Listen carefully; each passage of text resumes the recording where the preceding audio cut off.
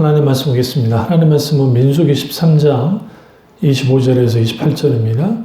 민수기 13장 25절에서 28절입니다.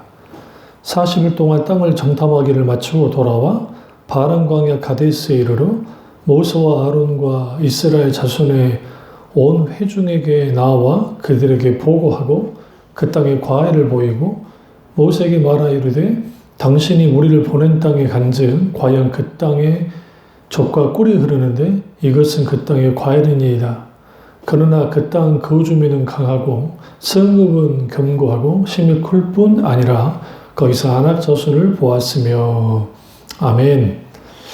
말씀 제목은 절망 속에 꽃피는 믿음, 절망 속에서 꽃피는 믿음이라는 제목으로 말씀을 나누겠습니다. 우리가 살다 보면 절망하게 되는 상황이 벌어질 때 있습니다. 특별히 건강의 위협, 재정적인 위협, 인간관계의 고통, 아니면 인생을 살다 보면 여러 가지 겪게 되는 일들, 그런 것들이 우리를 절망하게 만듭니다. 인간은 기본적으로 정말 절망할 수밖에 없습니다. 왜냐하면 아담과 하와가 타락하고 난 다음에 그 이후에 인간에게 실질적으로 주어졌던 이 모든 것들은 절망 그 자체입니다. 그래서 하나님을 떠난 인간은 절망할 수밖에 없고 그 믿음이 온전하게 드러나지 못하는 상황 속에서는 누구나 다 절망에 빠지고 맙니다. 그래서 우리는 나는 정말 절망하지 말아야지, 나 이런 상황에서 힘내야지라고 하지만 감당하기 힘든 일들이 우리 가운데 벌어지고 또 마치 막 여러 일들이 몰아치듯이 우리 가운데 막 몰아쳐 오게 되어지면 거기서 너무 힘들고 또 고통스럽고 아파하는 일들이 우리 가운데 있게 되어집니다. 그러다 보면 마음의 여유가 빼앗기게 되고 그리고 초조함이 생기고 그리고 하나님 그분을 향한 신뢰보다는 지극히 현실적인 판단을 앞세우기 시작합니다. 그 대표적인 인물들이 오늘 40일 동안 가나안 땅을 정탐하고 돌아온 10명의 정탐꾼들의 반응입니다.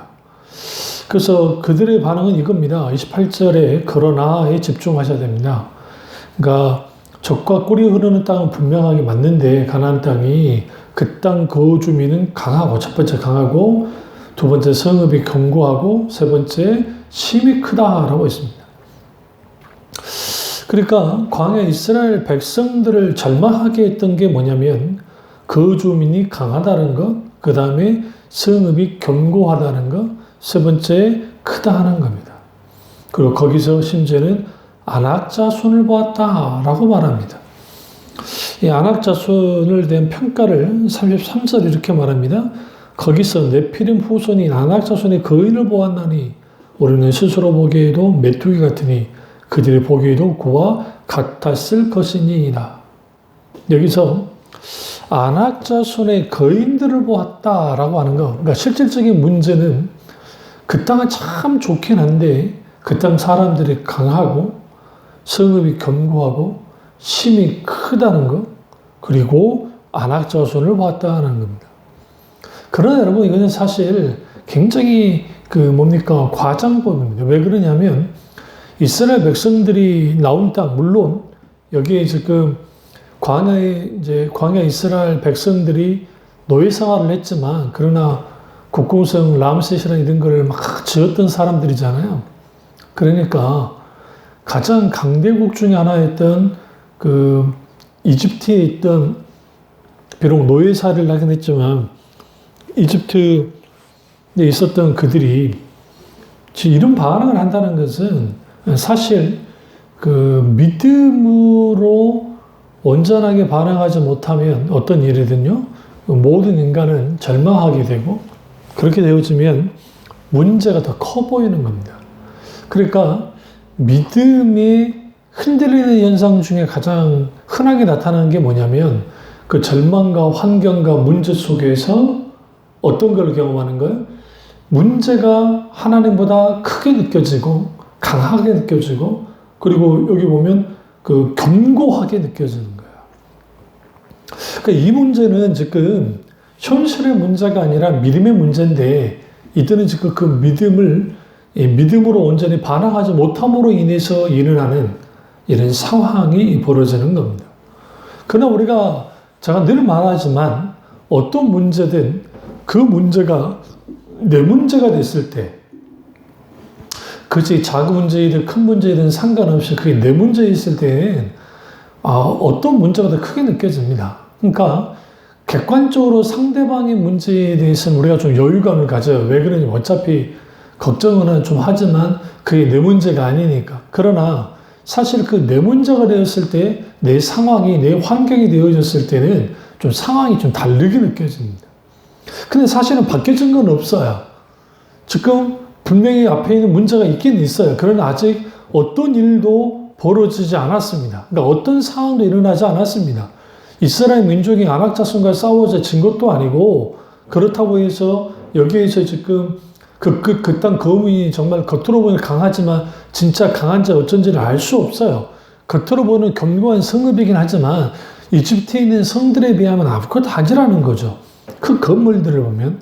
그러면 그들의 표현은 뭐냐면 힘이 크다라는 거예요. 성읍들은 견고하고 힘이 크다라는 이 표현 속에서는 아주 과장법을 쓰는 겁니다. 그러니까 왜 그러냐면 오늘날 우리가 그 절망 속에서 믿음이 꽃피워야 되는데 절망 속에서 믿음이 꽃피워지지 않는 가장 근본적인 원인은 뭐냐면 그 현실을 딱 바라봤을 때 믿음의 눈으로 바라보지 못하면 그러니까 믿음으로 온전하게 반응하지 못하면 인간은 기본적으로 뭐 하게 되냐면 거기에서 그 자신을 바라보게 됩니다. 그러니까 내 자신의 능력이 있는지 없는지 그런 것들을 바라보기 시작하고 그러다 보면 자신의 기준, 자신의 계산에 의해서 모든 것들을 이제 판단하게 됩니다. 그렇게 판단하게 되어지면 필연적으로 일어나는 게 뭐냐면 그 현실이 더 커 보이는 거야. 그러니까 문제보다 또 내 상황이, 환경이, 그리고 여러 일들이 커져 보이고, 그럼 커져 보이다 보면, 나 이러면 안 돼, 믿음으로 반응해야지 하지만, 자꾸 원수는 우리를 흔들면서, 우리에게 계속적으로 뭐 하게 만드냐면, 그 문제에 함몰되게 만듭니다.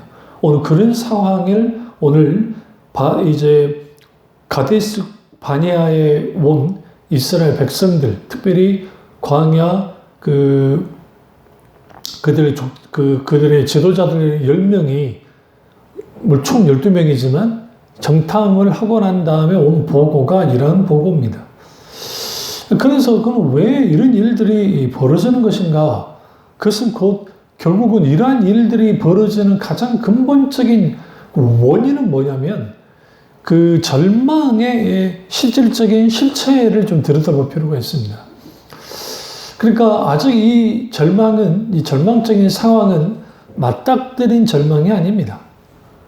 다시 말해서 눈에 보기에는 분명히 그렇고 실제로 그들이 강할 수도 있습니다. 실체적으로도 실제로 강할 수 있습니다. 근데 하나님이 요구하는 것은 뭐냐면 하나님 그분 자신이 강하시기 때문에 그 자체는 문제될 게 없다는 겁니다. 그러나 이 절망적인 보고가 아주 큰 파장을 일으켰습니다. 14장 1절을 보시면 온 회중이 소리를 높여 부르짖으며 백성이 밤새도록 통곡했다라는 겁니다. 지금 여기에서 저기 공격을 해 들어와서 그래서 거기서 사람들이 죽은 것도 아니고 일단 그 보고를 듣고 그들이 절망에 빠져서 부르짖었고 그 다음에 밤새도록 통곡했다. 여기서 부르짖었다는 것은 하나님께 기도하며 부르짖은 게 아닙니다. 만약에 그들이 하나님을 향해서 부르짖었다고 한다면 아론과 모세를 원망하지 않았을 것이고 심지어는 뭐예요? 이제 하나님을 향해서 차라리 그러면 광야에서 죽었으면 좋았을 것을 하면서 하나님께 대하여 원망을 퍼붓지 않았을 겁니다. 그리고 그들은 이거예요. 결국은 하나님이 인도할 데가 없어서 칼에 쓰러지게 하려고 그리고 처자식을 다 사로잡히게 해서 노예로 만들고 그렇게 하려고 했냐. 차라리 그러면 이집트로 돌아가자라는 겁니다. 여기에서 절망 앞에 있는 인간의 아주 연약한 모습이 드러나는 겁니다. 그러니까 현실적으로 막혔으니까 이제는 현실적으로 문제를 해결해 보자라고 나온 겁니다. 그러니까 그 절망한 사람, 그러니까 믿음 없음으로 인한 믿음이 무너진 상태 속에서의 절망함 속에서 그 도출되는 결과라는 것은 결국은 더 낫지 못한, 그러니까 아주 말도 안 되는 결론을 도출하는 겁니다. 그것은 다시 이집트로 돌아가서 노예가 되자라는 겁니다. 그리고 구체적인 방법까지 해서 그런데 그것은 14장 4절에 우리가 서로 말하되 우리가 한 지휘관을 세우고 애굽으로 돌아가자라고 한 겁니다. 그러니까 더 이상 모세가 필요 없고 더 이상 하나님도 필요 없고 이제 우리는 돌아가서 뭐 하자는 겁니까? 우리는 그냥 노예로 살자라는 겁니다. 이것은 하나님을 향한 정면 비판입니다. 그러니까 인간이 절망 상황, 그러면 그 절망하게 되는 상황을 들여다봐야죠. 그 여러 상황, 실제로 우리를 절망케 하는 상황들이 있습니다. 그러니까 그런 상황이 몰려올 때 우리 마음을 뒤흔들고 우리의 심장이 정말 찢어지는 것 같은, 모든 것이 무너지는 것 같은 상황이 우리 가운데 덮칠 때가 있습니다. 그러다 보면 제가 늘 말씀드리지만 여유감을 잃어버리고 그리고 거기에 이제 여러 가지 그 문제가 발생이 되어집니다. 그러니까 그 문제가 발생되어짐을 통해서 이제 가장 문제는 무릇 지킬 만한 내 마음을 지켜라 성명으로 이선함이라는 말씀처럼 마음을 지켜야 되는데 마음 지킴의 문제로부터 깨져버리는 거예요.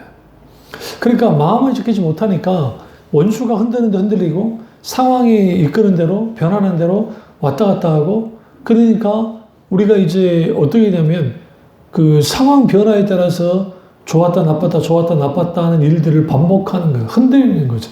근데 거기에는 믿음의 자리가 없다는 겁니다. 이런 상황에서 여호수아와 갈렙이 믿음으로 반응합니다. 그들의 가장 첫 번째 행동은 민수기 14장 6절에 자신들 옷을 찢었습니다. 이 옷을 찢었다는 것은 이스라엘 민족의 죄악을 보면서 불순종과 하나님을 향한 대적하는 걸 보면서 이거는 회개의 행동입니다. 이들이 그러니까 통분히 여긴 거죠. 그러니까 이들의 이 행동은 그들의 의롭기 때문에 그들이 이스라엘 민족과 다르기 때문에 자기들의 의를 뽐내기 위함이 아니라 하나님 앞에 정말 도저히 감당할 수 없는 죄를 같은 민족이 지었기 때문에 그래서 하나님께 먼저 회개하고 나오는 겁니다. 그리고 그들의 회중에게 말하기를 정말 아름다운 땅이다 라는 겁니다. 그러니까 젖과 꿀이 흐르는 땅이 분명하고 이 보고는 똑같아요. 그런데 9절에서 이렇게 말합니다. 다만 여호와를 거역하지 말라. 또 그 땅 백성을 두려워하지 말라. 그들은 우리의 먹이라. 그들의 보호자는 그들에게서 떠났고 여호와는 우리와 함께 하시느니라. 그들을 두려워하지 말라 하나. 그러면 여기에서 그 여호와를 거역하지 말라.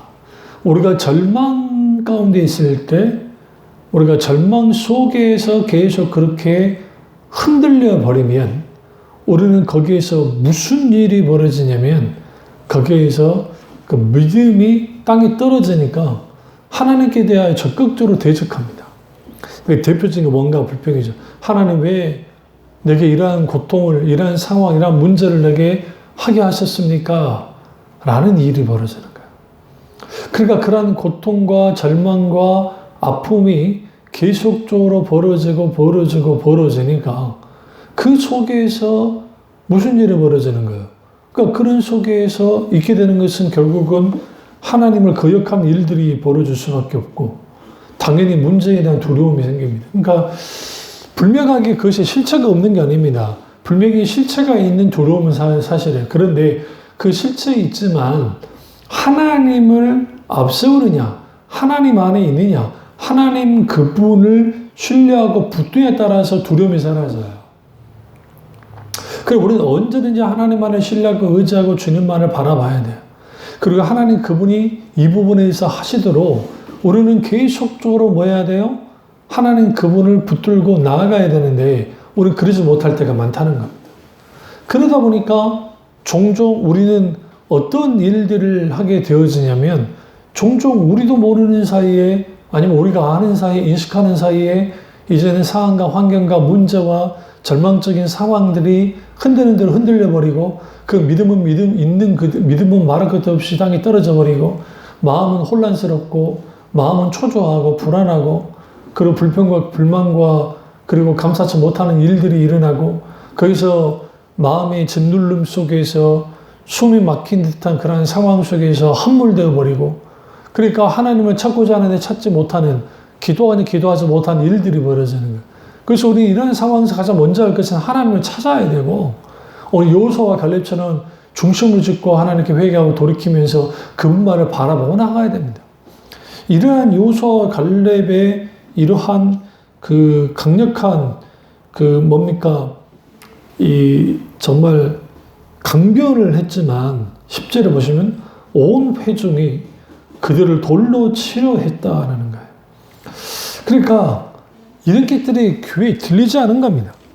우리가 절망적인 상황에 빠지면 문제 앞에 함몰되어 버리면 눌려버리면 믿음은 온데간데 없고 이제 원망의 화살이 목사를 향하여 다른 지체들 향하여 교회를 향하여 혹은 하나님을 향하게 되고 그 저는 믿음 없는 자의 모습으로서 그렇게 드러난다는 겁니다.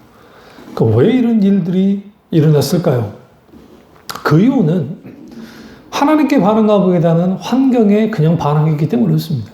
모든 믿는 사람은 어떤 상황과 환경이 벌어지더라도 믿음으로 반응해야 됩니다. 믿음을 앞세워야 되고 믿음으로 나아가야만 합니다. 그렇다고 한다면 절망 속에서 믿음의 꽃을 피우려면 어떻게 해야 될까요? 첫째로 절망을 온전히 파악해야 됩니다. 그러니까 우리가 느껴온 이 절망이 진짜인지 가짜인지를 판별할 필요가 있습니다. 여기서 실체가 있는 절망이라 할지라도 아직 내 앞에 이 문제가 다가온 건 아닙니다. 그런데 우리 인간은 기본적으로 어떤 애매모호한 상태, 그러니까 아직 결론이 도출되지 하지 않는 그런 상황에 있게 되어지면 우리 어떤 긍정적인 어떤 부분보다는 부분적인 것에 마음을 쏟게 됩니다.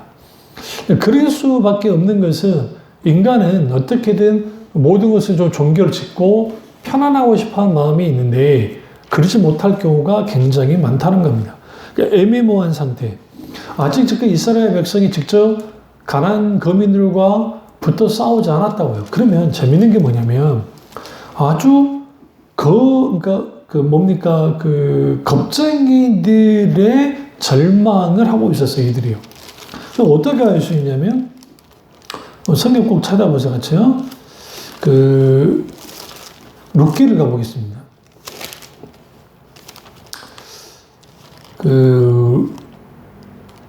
룻기를 가보시면 룻기가 아니고 제가 잘못 말씀드렸습니다. 여호수아였어요. 제가 순간 착각했습니다. 죄송합니다. 여호수아를 가보세요. 여호수아 2장을 보시면 이제 40년이 지나서 두 명의 정탐꾼을 보내게 됩니다.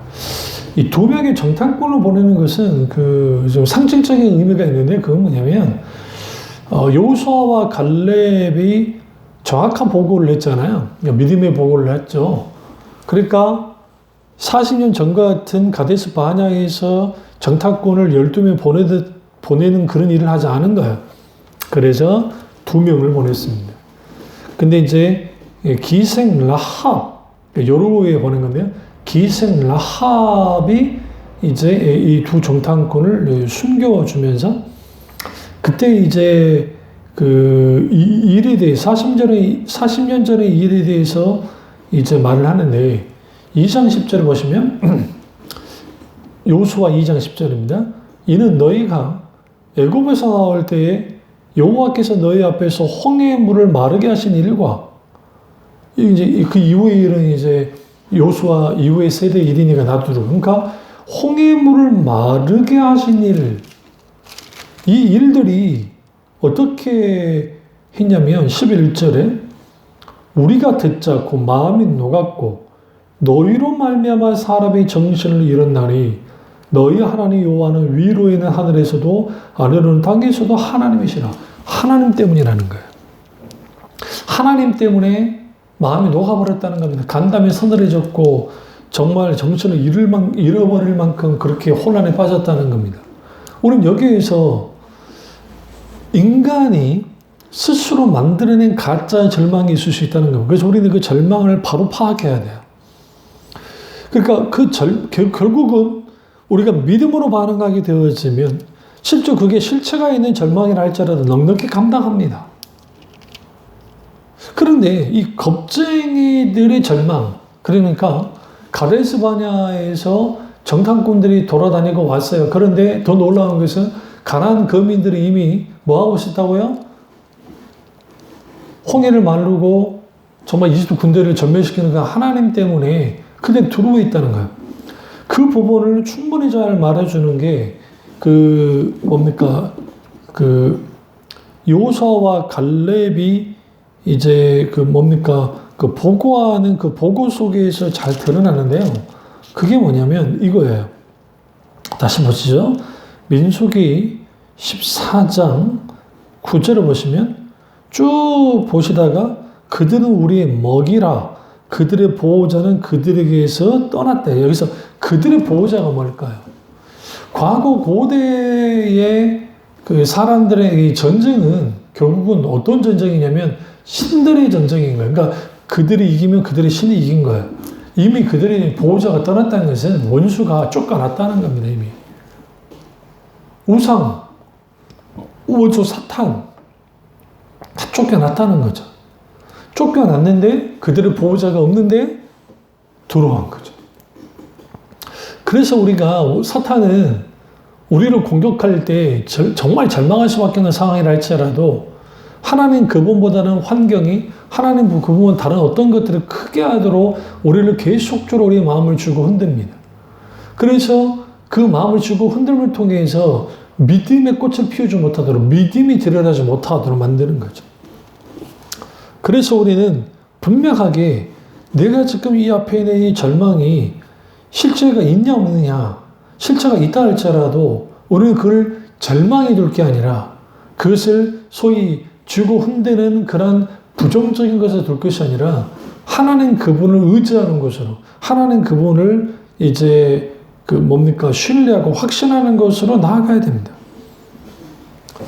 오늘 많은 사람들이 가짜 절망에 빈번히 속고 넘어지는 경우가 많습니다. 그래서 이것을 이기는 강력한 무기는 뭐냐면 믿음이고 그 믿음은 어떻게 철저하게 하나님 그분을 의지하고 신뢰할 때 생기는 것이고 그러나 그 가짜 절망에 빠지면 블랙홀처럼 믿음과 소망을 빨아버리고 그러니까 혼자 고립된 상태에 있게 되어짐을 통해서 오늘 여호수아와 갈렙 외에 나머지 이스라엘 백성들이 하나님을 향해서 적극적으로 대적했듯이 그러한 일들을 하게 되는 겁니다. 두 번째는 절망 속에서 믿음의 꽃을 피우려면 무너진 믿음을 회복시켜야 됩니다. 그러니까 우리가 어떤 절망적인 상황이 벌어질 때 우리의 믿음이 무너질 수 있습니다. 우리 이렇게 생각합니다. 대단하고 강한 믿음을 갖고 있으면 우리는 조금도 흔들리지 않을 거야. 그런 믿음을 갖고 있는 사람은 없어요, 이 세상에. 왜냐하면 바울도 흔들렸고 아브라함도 모세도 다윗도 그 외에 하나님의 사람들은 다 흔들림을 경험했어요. 다만 차이는 뭐냐면 넘어져도 쓰러져도 여전히 하나님을 붙들고 하나님께 붙들리고 하나님을 찾고 하나님께로 나아가고 믿음을 앞세우는 겁니다. 그래서 성경에서만 인격적인 하나님을 있는 그대로 하나님을 전적으로 믿고 신뢰하고 의지하면 우리는 그것을 가지고 나아가야 돼요. 그러니까 우리의 어떤 계산이 끝나는 자리 혹은 벼랑 끝 거기에는 이미 하나님이 움직이시는 실질적인 시작점이 되어지는데 그러나 절망에 딱 붙들리게 되어지면 그 절망이 우리를 어디로 끌고 나아가냐면 아주 그냥 낙마하고 넘어지고 그렇게 쓰러지게 만드는 거죠.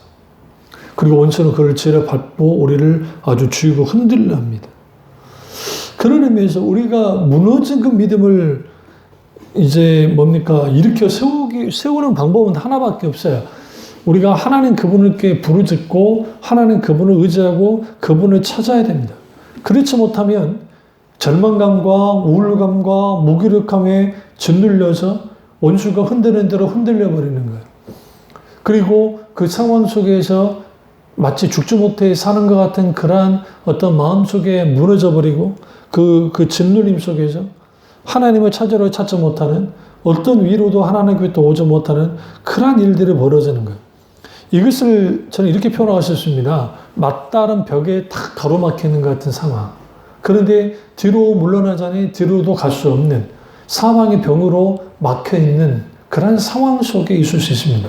그러나 히브리서 기자는 그리스도인은 믿는 자는 그리스도인은 우겨싸움을 당하지 않는다고 했습니다. 왜 그러냐면 원수가 사방으로 그 절망으로 우겨싸일 수 있을지 모르지만 우리가 하늘에 계신 하나님 그 하나님을 바라보고 그 하나님을 찾고 그 하나님을 신뢰하고 깊이 우리는 하나님 그분이 내가 지금 이런 상황 속에서 어떻게 하기 원하시는지 물었을 때 거기에서 하나님 그분을 기도하면서 나아가면 그 속에서 우리가 이제 영적인 그 뭡니까 그 여유감들이 그리고 더 중요한 거는 아직 문제는 해결되지 않았고 여전히 문제가 있지만 하나님이 주시는 평안함이 있습니다.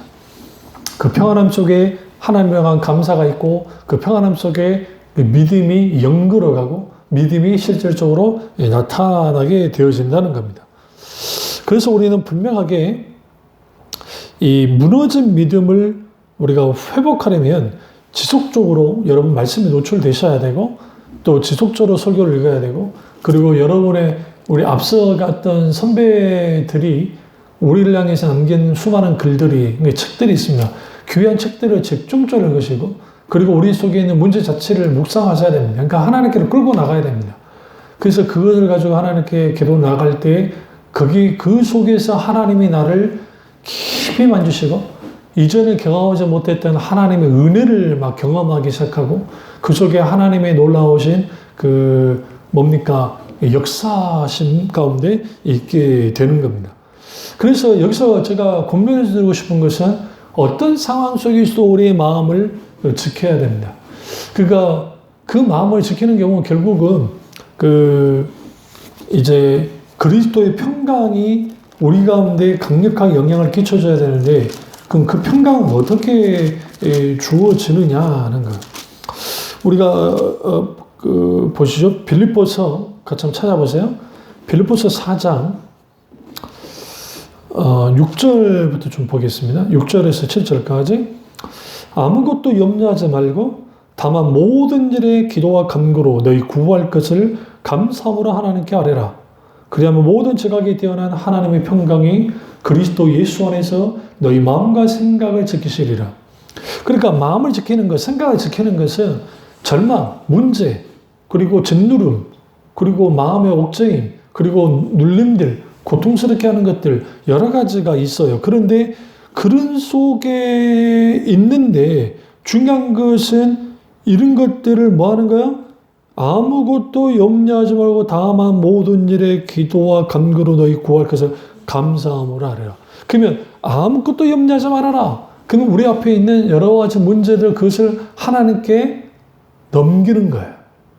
그러니까 우리는 어떤 것의 결론에만 집중해요. 그러니까 그 일이 일어나면 안 돼. 그 일어나면 하나 안 일어나게 해주세요. 그 기도 뭐 하는 게 나쁜 거 아닙니다. 근데 중요한 건 뭐냐면 그래 이 모든 것까지도 하나님께 내어놔야 돼요. 그리고 뭐 해야 돼요? 염려하지 말고 다만이라는 표현이 굉장히 중요한데요. 모든 일에 그냥 우리가 이거 저거 그게 아니라 모든 일에 기도와 간구로 구할 것을 감사함으로 하는 거예요. 그러면 이제 내가 겁나요. 겁나는 것을 하나님께 기도하세요. 안 해주세요. 하나님 이 부분이 있어요. 때로는 내 마음을 토로하시고 내 마음을 드러내세요. 하나님께 충분히 그렇게 할 필요가 있어요.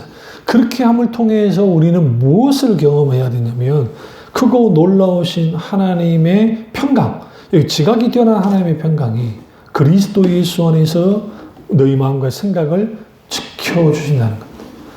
그러니까 그 평강의 하나님이 우리가 믿게 될 때, 그러면 우리는 어떤 문제, 어떤 상황에 와도 흔들리지 않습니다. 물론 우리가 정말 그걸 원치 않는 일들이 벌어진다 할지라도 넉넉히 믿음으로 감당하는 일이 벌어지는 거예요. 그게 안 되어지면 우리는 이러지도 못하고 저러지도 못하고 밤새도록 부르짖고 했는데 그들이 울었다는데 결국은 그는 뭐합니까? 결론 도출은 뭐밖에 없어요. 오늘 돌아가자.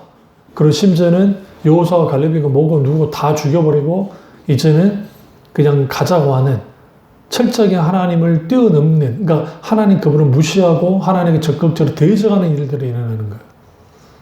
그래서 여러분, 우리 속에 있는 실체, 그러니까 그 문제, 아직 실체가 없어요. 그것도 그게 실체가 있다 할지라도 실체가 없는 것이든 실체가 있는 것이든 정말 감당하기 힘든 것이든 어떤 것이든 간에 우리 이렇게 생각합니다. 어떤 문제를 만났을 때 큰 문제 속에는 내가 크게 절망하고 적은 문제 속에서는 적게 절망할 것 같지만 사실 믿음 없음이라는 그 상황으로는 똑같아요. 그러니까 믿음 없음이라는 것으로는 똑같아요.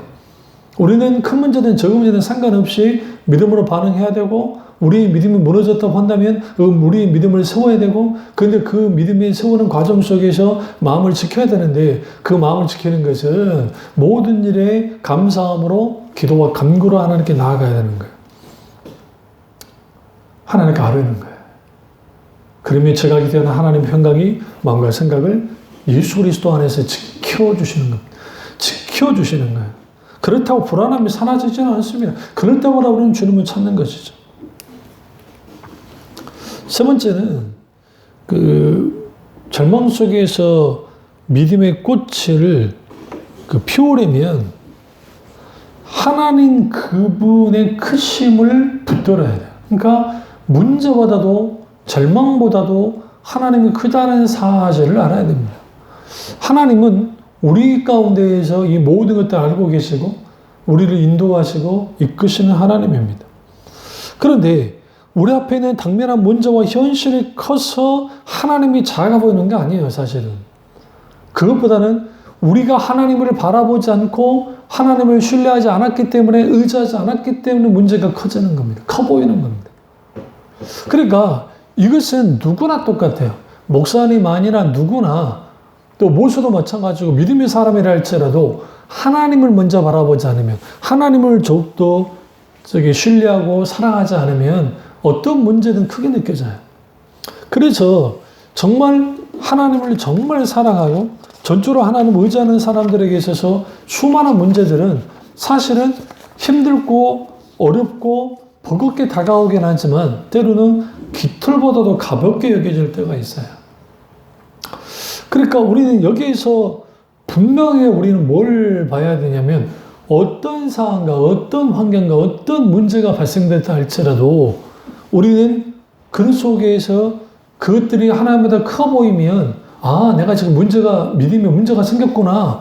아, 그런 것들이 그렇구나. 그렇다 한다면 크고 강대하신 하나님을 찾고 하나님 정말 그분의 얼굴을 구하고 하나님 그분과의 친밀한 교제를 나누면서 하나님 그분을 바라보면서 나아가야 돼요. 그리고 그분이 내게 있어서 저 원하는 게 무엇인지를 분명히 볼 필요가 있습니다. 그래서 우리가 절망에 빠진 이유는 하나님 신실하고 크고 놀라우신 그 하나님을 의지하지 못함으로 인해서 벌어지는 것이고 재밌는 것은 절망과 소망의 경계선이라는 게 애매모호해요. 그래서 좀 상황이 좋아지면 소망을 가졌다가 안 좋아지면 절망하기도 하잖아요. 근데 그런 속에서 우리가 분명하게 우리에게 필요한 게 뭐냐면 하나님의 약속을 붙들고 신실하신 하나님만을 바라보고 그리고 믿음으로 한 걸음 한 걸음 반응합니다. 그러니까 오늘 하루 믿음으로 반응하고 또 오늘 하루 믿음으로 반응하고 믿음으로 반응하다 보면 우리도 모르게 과대평가했던 절망들, 문제들, 상황들 그것들 바로 보게 되어지고 결국은 두려움 이면에는 불신앙이 자리 잡고 있고 근데 그 두려움이 제가 늘 말씀드리지만 믿음을 직시시킨다 했잖아요. 그러니까 왜 그 두려움이 생기느냐? 하나님보다 앞서는 수많은 생각과 계산들 때문에 그렇습니다. 우리는 그것을 내려놓고 철저하게 뭐 해야 돼요? 이제는 하나님 그분이 우리 가운데 분명하게 크신 하나님으로서 바로 세워져야 되면 그 하나님 그분만을 의지하고 그리고 그 하나님을 깊이 묵상함을 통해서 어떤 문제와 어떤 상황과 어떤 환경이 와도 넉넉히 믿음으로 이겨내기를 주님으로 축원합니다. 그래서 우리가 정말 하나님이 내 인생을 붙잡고 계시고 그리고 내 삶의 모든 것들을 주관하고 계신다는 사실을 우리가 믿는다고 한다면 그럼 어떤 문제이든 어떤 상황이든 이러한 것들을 믿음으로 반응하고 그리고 지금 이러한 것들의 어떤 상황과 이러한 기간들이 오히려 하나님을 더 깊이 찾고 더욱더 하나님의 은혜 가운데 있게 되어지는 그런 기회로서 붙들었을 때 우리의 신앙은 더욱더 성숙해질 것이고 우리가 하나님을 더 깊이 사랑하고 알게 될 것이고 또 우리의 인생을 살아가는데 보다 더 이제 하나님께 감사하며 살 수 있는 그러한 또 기회가 된다는 사실을 우리가 명심하시고 어떤 절망 속에서도 하나님만을 바라보고 하나님만을 의지하고 그리고 하나님만을 철저하게 신뢰함을 통해서 우리 속에 있는 두려움을 몰아내고 절망을 몰아내고 하나님 주시는 참된 평안을 누리는 우리 교우들 다 되시기를 주님의 이름으로 축원합니다. 기도하겠습니다. 사랑의 주 역사주 은혜의 주 우리와 함께 하시고 오늘 이 말씀이 나면서 우리 말씀 되어지기 원하고 우리는 연약해서 넘어지고 쓰러질 때 많습니다.